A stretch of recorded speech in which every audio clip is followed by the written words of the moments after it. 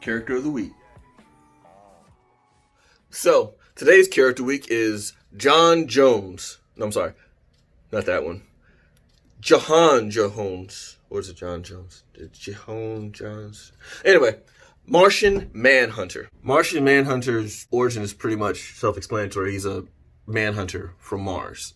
No, but for real, he comes from a long line of guardians, protectors, sentries, manhunters. They're sort of like Martian cops. Basically, some scientist on Earth was messing around with some teleportation stuff, or quantum mechanics, and ended up accidentally teleporting the Martian Manhunter to Earth. And then he was just stuck here because we don't have the technology to send him back. So then he decided that he would stay on Earth, because he had no choice, and he would then defend those who can't defend themselves. Martian Manhunter's power set pretty much includes everything that Superman powers have. Flight, invulnerability, super speed, Martian vision, strength, everything else, flying, everything else, Martian breath, yada, yada, yada. Then he also has some additional powers that Superman does not have, such as telepathy, telekinesis, and shapeshifting. Now, the shapeshifting along with the super strength also goes hand in hand because basically he can manipulate the molecular construction of his body and increase his density, which also happens to also increase his strength. So unlike Superman, whose powers are limitless, there is, I won't say a limit to his powers, but that also means there's no official cap to his powers because he can also magnify his size and density and yada, yada, yada. Now, funny editorial note, on the early days of Martian Manhunter, DC Comics or comic editors in general didn't want to overexpose certain superheroes in their stories too much. Not like nowadays. So what he ended up doing is, for those who didn't want to have editorial stories, they didn't want to feature Batman or Superman, what they used is Martian Manhunter as a fill-in, because he pretty much had both sets. So he had the powers of Superman and the detective abilities and intelligence of Batman. So he's kind of like the best of both worlds when it comes to how he was created or used in comics. Now, he has, his normal form is a green Martian 7 feet tall form. He also has a humanoid green Martian form, and he also predominantly stays in his other form, which is a human.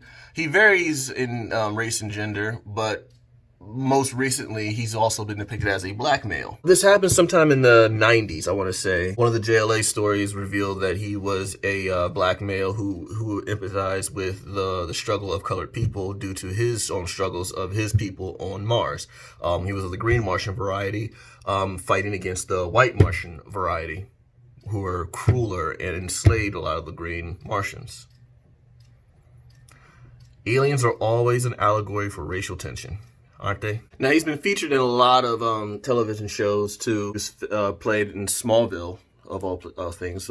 He was played by a guy named Phil Morris, who was a friend of Superboy's father, Jor-El, to look after him on Earth as for Kal-El. Also, he was played by David Harewood in Supergirl or Arrowverse or whatever. Also depicted as a black male. Of course, there's the Warner Brothers Justice League cartoons, Justice League Unlimited and Justice League. He was voiced by Carl Lumbly, who played the father of Martian Manhunter on the Supergirl TV series. So that's kind of a cute little homage to the whole WB, CW thing. He's also been noted to be as powerful as Superman, or maybe possibly even more powerful. He's held his own against the entire JLA.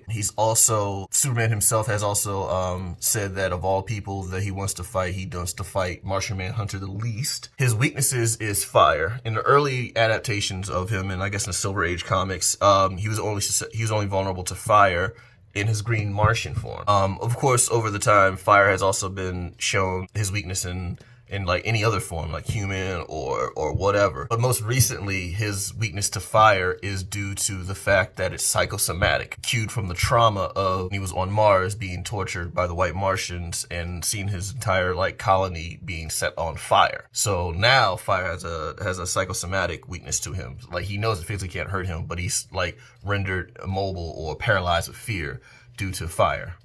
Flame of pyrophobia, I guess, or something. All that I said, one thing that always does bother me is I do feel like Martian Manhunter is underrated sometimes. Due to, like I said, the editorial notes from early days, he's pretty much a fill-in for Superman. Like if a story requires Superman, but you don't want to use Superman, they use Martian Manhunter. And I feel like that kind of hinders a lot of what could be his popularity. Some people compare him to the Vision on the Marvel side, when in actuality, they have nothing in common other than the fact that they're very emotionless and robotic when they talk, and they both fly, and they both have that density, intangible, phase-shifting thing. Other than that, they have nothing in common, yet they're always pitted against each other.